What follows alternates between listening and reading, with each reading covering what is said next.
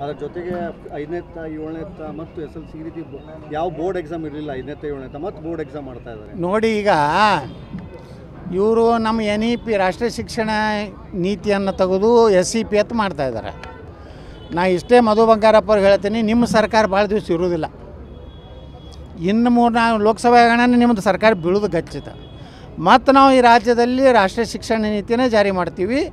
ನೀವೇನೇ ಹಿಂದೂ ವಿರೋಧಿ ಯಾವುದೇ ಪಠ್ಯ ಪುಸ್ತಕದಲ್ಲಿ ಸೇರಿಸಿದ್ರು ನಾವು ಎಲ್ಲನೂ ತೆಗೆದು ಹಾಕಿ ನಿಜವಾದಂಥ ರಾಷ್ಟ್ರೀಯ ನೀತಿ ಅನ್ನೋದು ರಾಷ್ಟ್ರೀಯ ಶಿಕ್ಷಣ ನೀತಿ ಅದನ್ನೇ ಜಾರಿ ಮಾಡ್ತೀವಿ. ಮಧು ಬಂಗಾರಪ್ಪನವ್ರು ದುಡುಕಬಾರ್ದು. ಪಾಪ ಲೋಕಸಭೆ ಆಗುವವರೆಗೆ ಅವ್ರದ್ದು ಎಲ್ಲರದ್ದು ಕುರ್ಚಿ ಇರ್ತದೆ. ಲೋಕಸಭೆ ನಂತರ BJP ಸರ್ಕಾರನೇ ರಾಜ್ಯದಾಗ ಬರ್ತದೆ. ಅದರ ಜೊತೆಗೆ 5ನೇ 7ನೇ ಮತ್ತು SLC ಈ ರೀತಿ ಯಾವ ಬೋರ್ಡ್ ಎಕ್ಸಾಮ್ ಇರಲಿಲ್ಲ 5ನೇ 7ನೇ ಮತ್ತು ಬೋರ್ಡ್ ಎಕ್ಸಾಮ್ ಮಾಡ್ತಾ ಇದ್ದಾರೆ ನೋಡಿ. ಈಗ ಇವರು ನಮ್ಮ NEP ರಾಷ್ಟ್ರೀಯ ಶಿಕ್ಷಣ ನೀತಿಯನ್ನು ತೆಗೆದು SEP ಅಂತ ಮಾಡ್ತಾಯಿದ್ದಾರೆ. ನಾ ಇಷ್ಟೇ ಮಧು ಬಂಗಾರಪ್ಪ ಅವ್ರಿಗೆ ಹೇಳ್ತೀನಿ, ನಿಮ್ಮ ಸರ್ಕಾರ ಭಾಳ ದಿವಸ ಇರೋದಿಲ್ಲ. ಇನ್ನು 3-4 ಲೋಕಸಭೆ ಹಗರಣನೇ ನಿಮ್ಮದು ಸರ್ಕಾರ ಬೀಳೋದು ಖಚಿತ.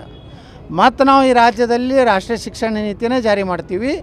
ನೀವೇನೇ ಹಿಂದೂ ವಿರೋಧಿ ಯಾವುದೇ ಪಠ್ಯ ಪುಸ್ತಕದಲ್ಲಿ ಸೇರಿಸಿದ್ರು ನಾವು ಎಲ್ಲನೂ ತೆಗೆದು ಹಾಕಿ ನಿಜವಾದಂಥ ರಾಷ್ಟ್ರೀಯ ನೀತಿ ಅನ್ನೋದು ರಾಷ್ಟ್ರೀಯ ಶಿಕ್ಷಣ ನೀತಿ ಅದನ್ನೇ ಜಾರಿ ಮಾಡ್ತೀವಿ. ಮಧು ಬಂಗಾರಪ್ಪನವ್ರು ದುಡುಕಬಾರ್ದು. ಪಾಪ ಲೋಕಸಭೆ ಆಗುವವರೆಗೆ ಅವ್ರದ್ದು ಎಲ್ಲರದ್ದು ಕುರ್ಚಿ ಇರ್ತದೆ. ಲೋಕಸಭೆ ನಂತರ BJP ಸರ್ಕಾರನೇ ರಾಜ್ಯದಾಗ ಬರ್ತದೆ.